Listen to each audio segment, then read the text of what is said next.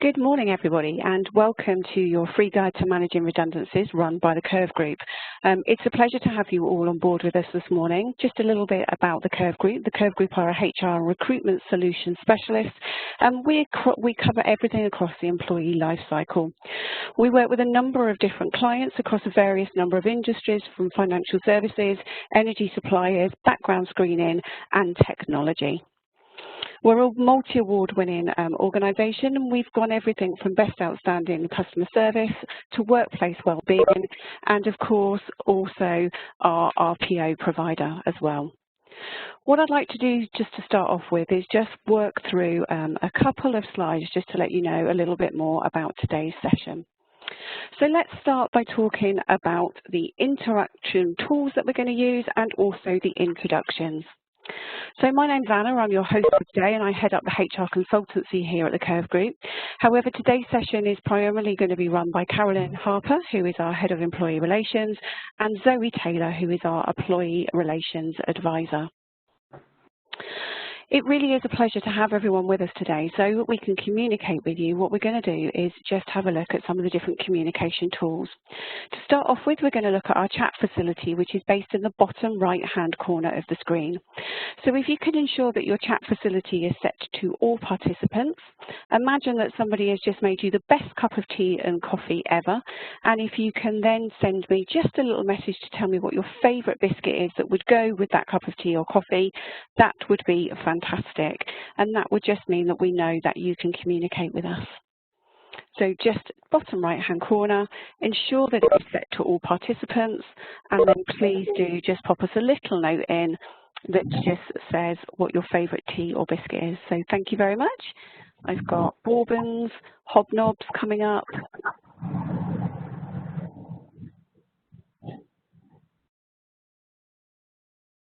Custard creams, brilliant.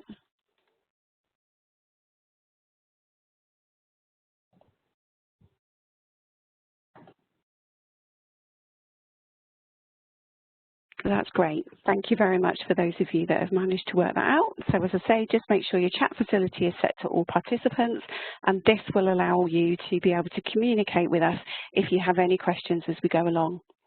The second toolbar that we're going to use sits just above the chat facility, and this has got a tick across, a high five, or a smiley face. Should you have a really complex question that you'd like to ask us, then please do raise your hand and we'll be able to open up your mic. Alternatively, what we would ask you to do is pop it in the chat facility. If I can ask you all just to look at the very smiley face at the end, click on the down arrow, and then just pick a smiley face just again so I can see that you can communicate with me, that would be fantastic. So I've got some light bulbs, some smiley faces coming up. That would be fantastic. That's great. Just looking for a couple more so it sits just above your chat facility.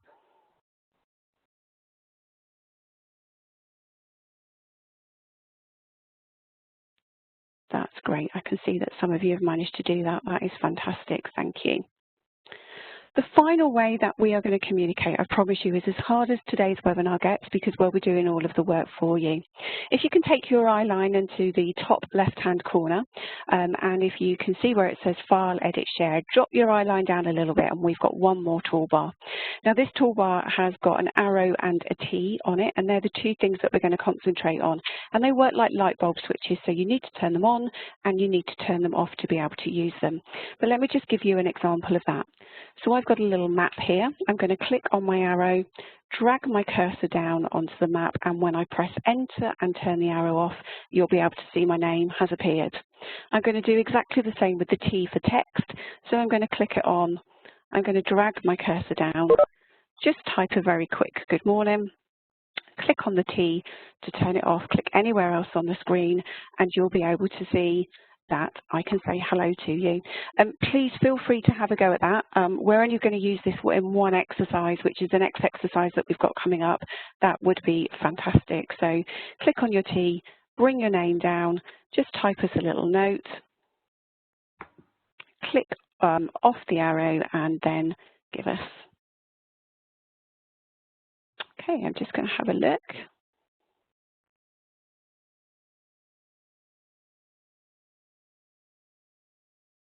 Okay, if you can have a go now, that should work for you all.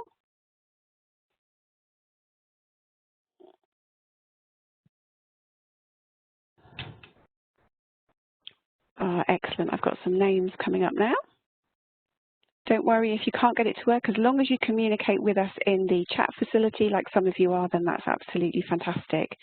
So well done to those of you who have. Once you've got your name in place, tick on the T, calm it down, type something away, turn the T off, and then click anywhere else on the screen. Please don't worry if you can't get it to work.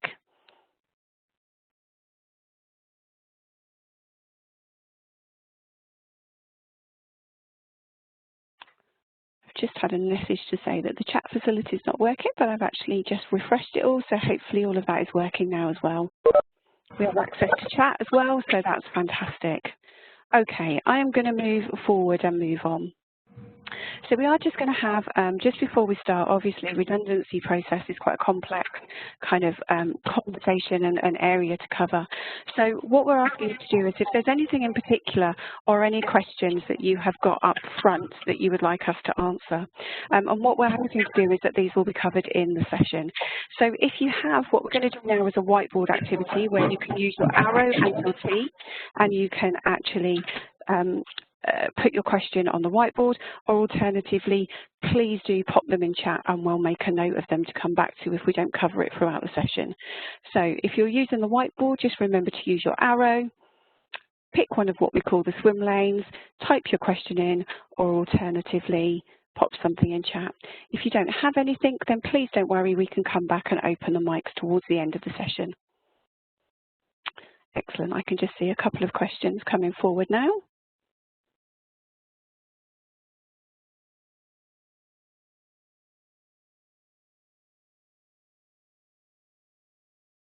Just give Sam a couple of minutes to pop her question on.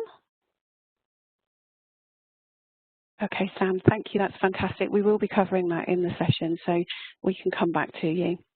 I think now's a really great time to get into. I'll just give Ian a couple of minutes to pop his question in, and then what I'll do is we'll get into the body of the session.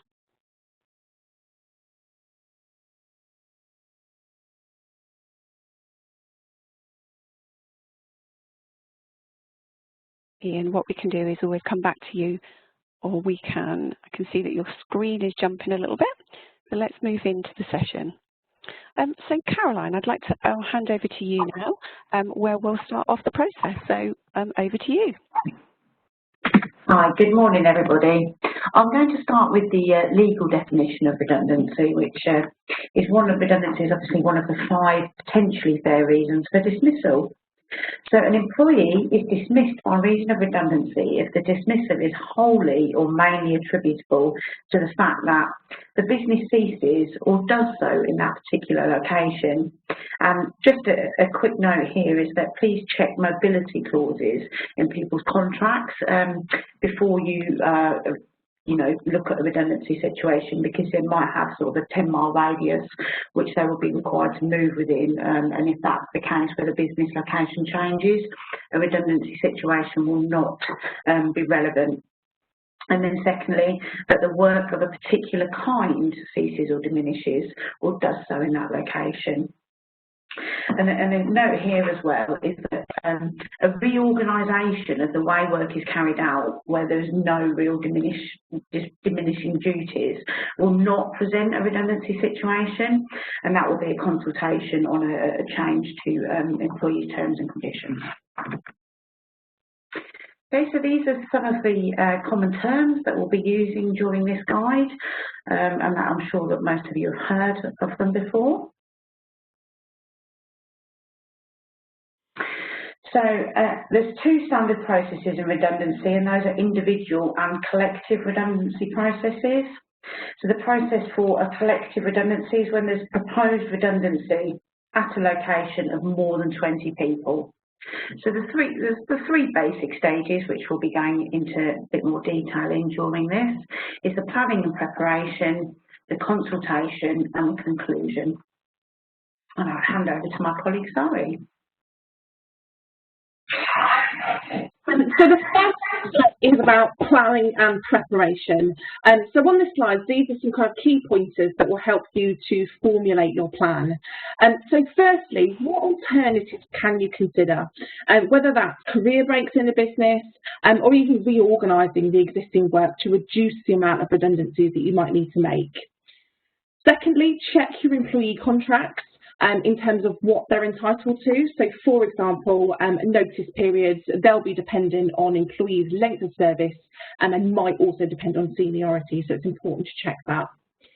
Also, if you have a redundancy policy in place, it's important to understand beforehand whether your company offers, for example, above the statutory requirements for redundancy pay, because that will also need to be honoured. Will employees need to be pooled, and what matrix criteria will we need to use? And so there's some of our key terms, and we'll actually come on to explain that bit in the next slide or so. Are there any current vacancies in the business? Again, we need to understand that before we start consultation, because they will need to be offered throughout the consultation period, particularly where an employee is potentially about to go on maternity leave, and they'll have priority for those sorts of vacancies. What will the cost of the redundancy be? So again, that comes back to your notice periods, who's entitled to redundancy pay, and whether employees are on furlough at the moment and what options we need to consider there as well. And so not all of those might apply to your individual organisation or circumstances, but it's always advisable to consult with an HR professional just to make sure that you're not putting your business at risk in any way in the way that you're planning the process. And sometimes that is quite easy to do if you're not overly familiar with employment law. So now we move on to looking at selection pools and whether they're appropriate or not. So what do we mean by pooling? And so that could be required where there are several redundancies being made and the employees at risk of redundancy undertake similar roles and or they work at the same location. So all of those employees will be placed into what we call pools. And those employees should always be pulled together unless there is a good reason to exclude them. So if we take location as an example, the roles might be exactly the same, but they could be based in two totally separate geographical locations. And therefore, one role couldn't reasonably cover the other. So in that particular example, those two roles wouldn't be in the same pool for the sake of the redundancy process. So setting up a selection pool, tribunals can scrutinise the reasonings that employers use to define the pools and whether they've been fair in that decision-making process. So it's really important to tread with caution, and particularly where defining pools isn't very clear-cut. So here are some considerations really when you look at setting up selection pools. So all roles in a particular pool must be scored against the matrix criteria, which Caroline will cover off in the next few slides in a little bit more detail. But for example, where there's only one redundancy to be made in a pool of 5, we need to make sure that all 5 of those employees are included in that pool for the sake of the scoring exercise. Secondly, we must ensure that employees in a particular pool aren't being discriminated against. So an example of this type of practice, which has been and is sometimes still used, is called last in, first out. And that's essentially where employees in a particular pool are chosen for redundancy based on their length of service. So those with a shorter length of service are essentially the first to be selected for redundancy. But that practice is actually really likely to be discriminatory towards younger employees or those who have perhaps taken career breaks due to children, because they're more likely to have a shorter length of service. And therefore you're disadvantaging them by using that last in, first out approach. And it could potentially bring you quite a costly discrimination claim. And lastly, it's about consulting with trade unions or employee forums, if that's applicable, and check and follow any agreements that's made with them about how those selection pools are set up, and agreeing those. It's about agreeing those details really in a fair and a transparent way before you then kind of execute that process and move on to the matrix element, which Caroline will now explain. Okay, so once you have your pool sorted, the next thing is what criteria are you going to use to score them against? Now, I'm sure you can imagine that during the consultation process, this causes employers quite a lot of issues because, you know, you can imagine that if you've scored lowest, there's a pool of 5, the 2 people that have scored lowest will then be put at risk. And you can see that their egos are going to be dented and they're going to be quite upset. So this is quite, you know, something very important to consider when you're doing. So when doing the matrix and using the criteria, are you going to use subjective or objective criteria? There's a large amount of discretion around the criteria which you can choose. It's not a prescribed format. So you should demonstrate that the criteria is reasonably objective and applied consistently.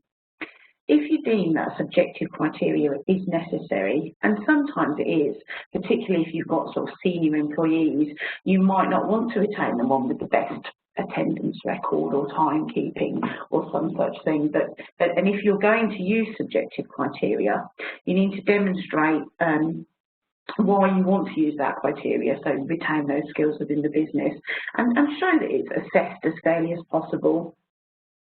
And again, ensure that the criteria is not discriminatory. So Zoe's spoken about live phone, that particular instance.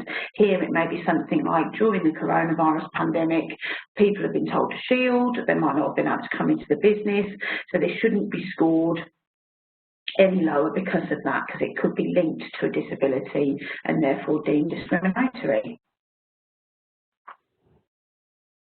So just some examples of some objective criteria that you might want to use. Length of service. Now, Zoe's already mentioned this.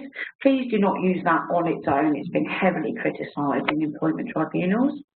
Attendance records, disciplinary records, skills, competencies and qualifications, work experience and performance records.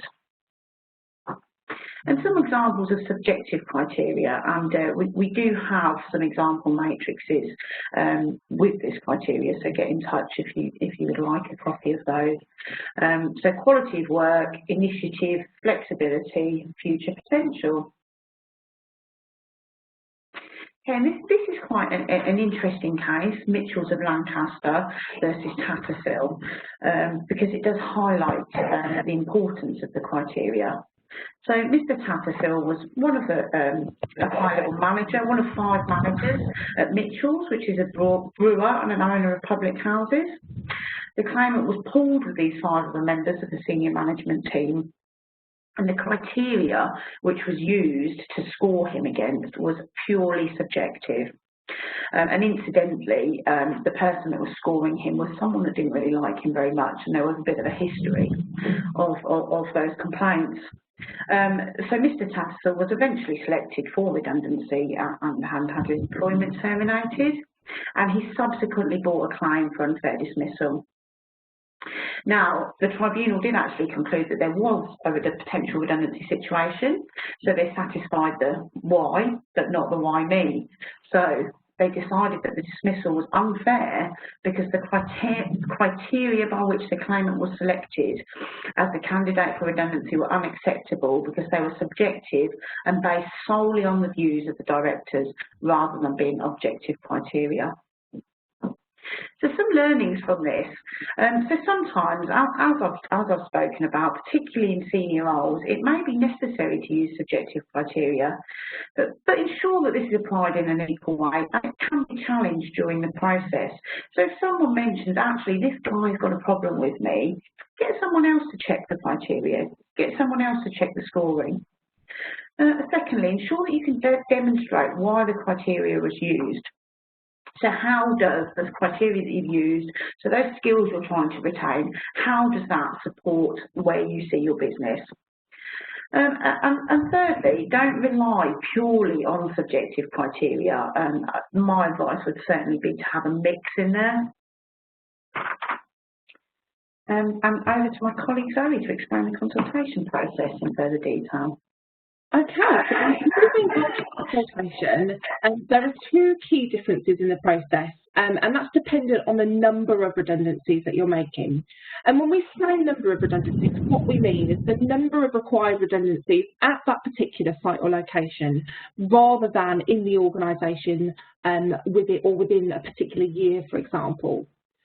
So there's no minimum statutory timescale where there's between 1 and 19 employees being made redundant.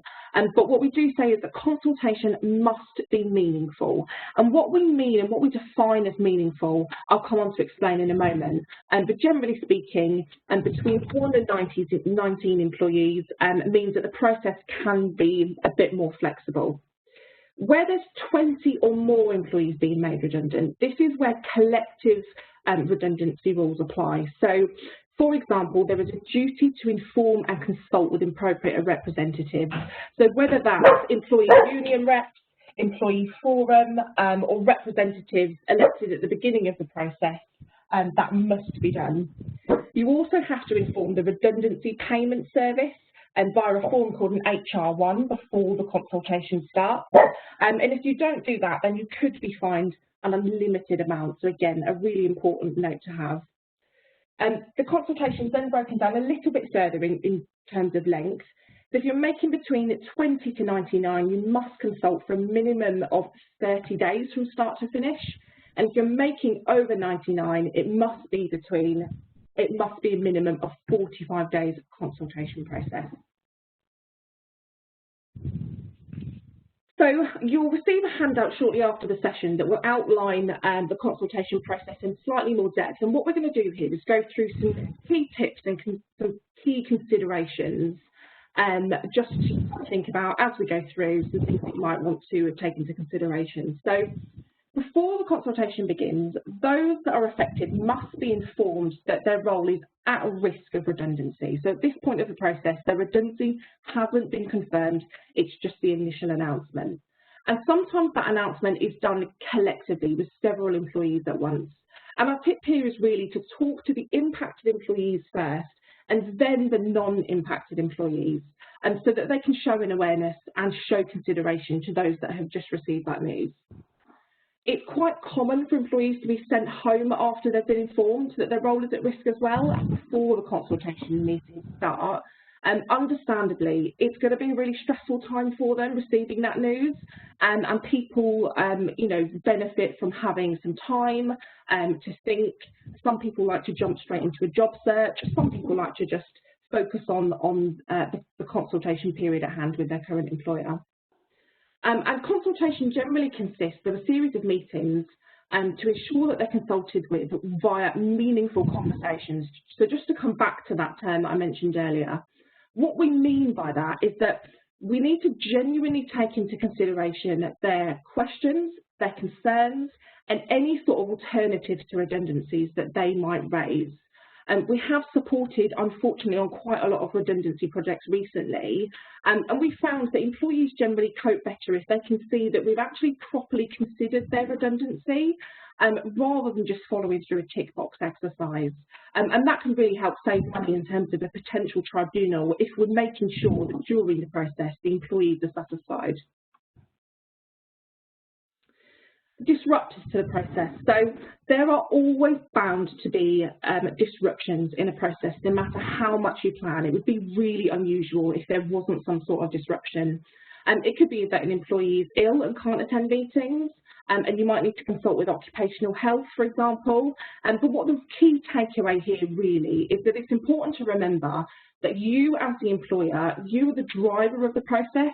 So don't be overly led by the employee, particularly if they might be disrupting deliberately to delay the process, which unfortunately in some situations can happen. And also don't commit yourself to a process which is too prescriptive. It's really important to actually just expect the unexpected and keep your mind open to suggestions. As employees are quite likely to propose alternatives and sometimes ask some really difficult questions which might need some extra time to consider. So make sure that you allow that time and enough meetings. Considerations for employees that are on maternity leave or potentially pregnant. So consider whether those types of employees actually need to be put at risk. So if we look back at the definition that Caroline covered off right at the beginning of the slides, we talk about work diminishing. And actually, where someone's just about to go on maternity leave, for example, we don't actually know what the business is going to look like at the point that they return. So we can't say for certain whether their duties will diminish. And so actually a redundancy in those circumstances could be deemed unfair. And that leads on to the next point. Does it fit within the legal definition? Has the work actually diminished, or is it expected to do so? It could be that redundancy is deemed appropriate by the employer, and usually for a particular role where there's actually a performance issue at hand, and that needs to be dealt with via a different route. Otherwise, again, the dismissal via redundancy could be unfair. And finally, consider whether voluntary redundancies are the right option for your business. Although sometimes voluntary redundancy feels like the kindest approach, it's not always the best approach. Your most valuable, your most engaged employees could volunteer for redundancy. And actually, in our experience, those low performers are least likely to apply for voluntary redundancy because they're going to want to stay with your company if they can. And we're not really achieving their effective balance between the company and the employee needs, because ultimately, particularly in the recent difficult times, we need to make sure that we're retaining the right skills within the business. And over to you, Caroline.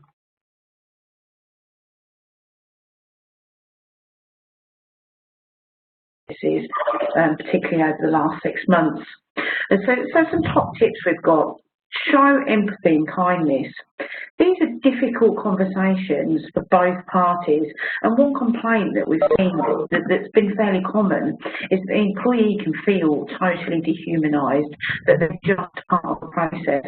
So really do not forget that human side.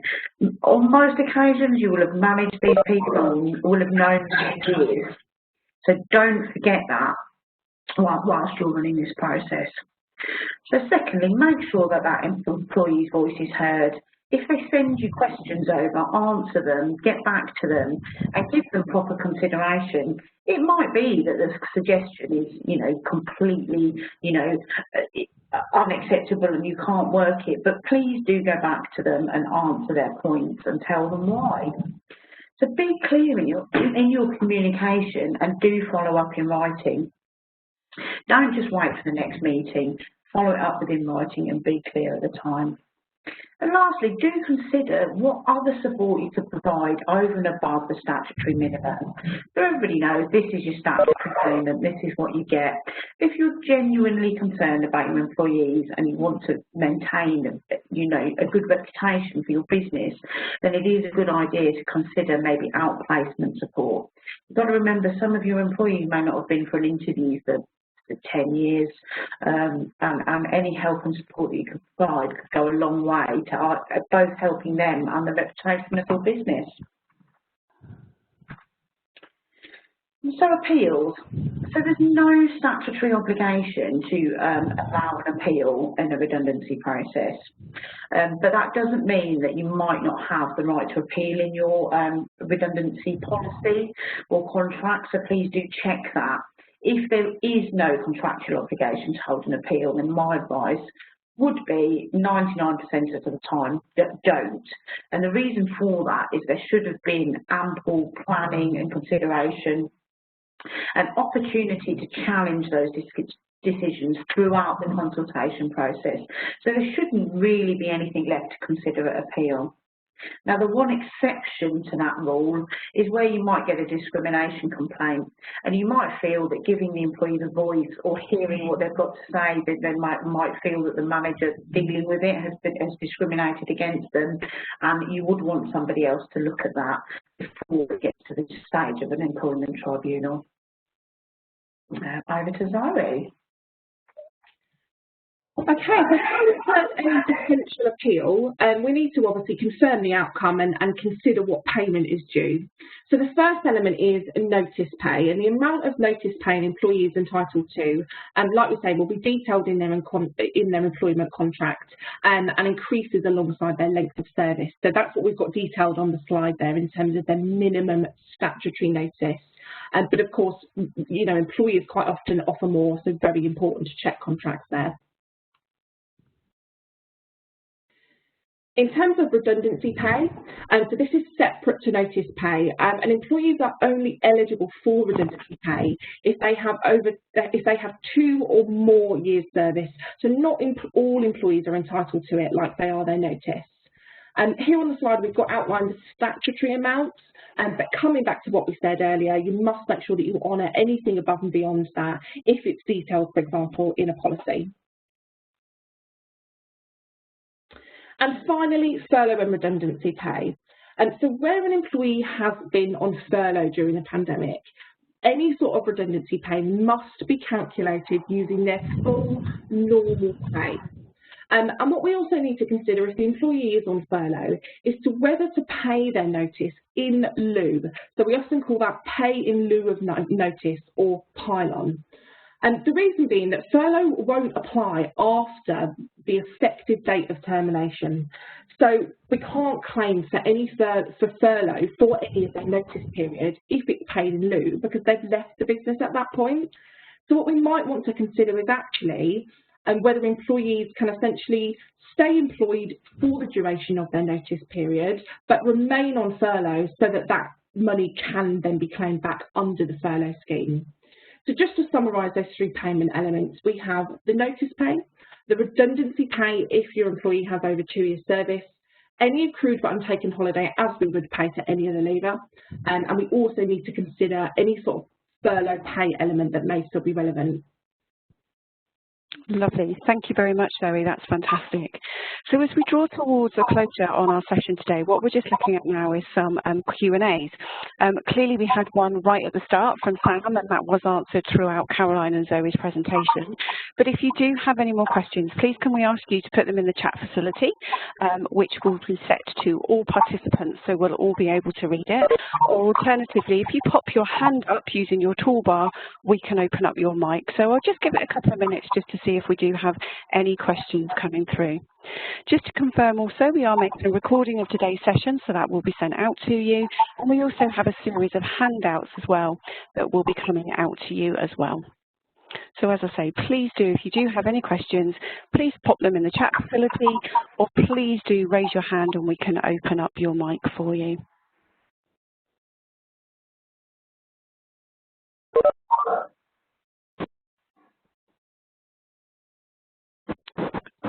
Can't see any questions coming through at the moment. I'll just give it another couple of seconds.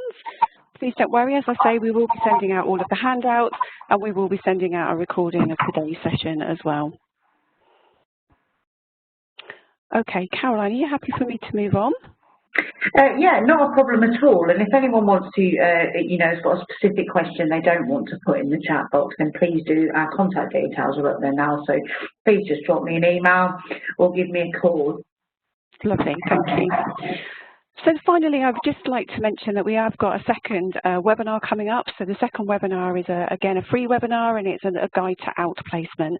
This is on the 20th of October at 11:30, hosted by Della Wolf and myself. It would be lovely if you could all join us. Finally, for me today, if I could just say thank you very much for your participation. It's been a pleasure having you with us today. Our contact details are back on the screen once more. Please feel free to leave the session just by clicking on the file option and leave training session in the top left-hand corner. Thank you everyone for participating.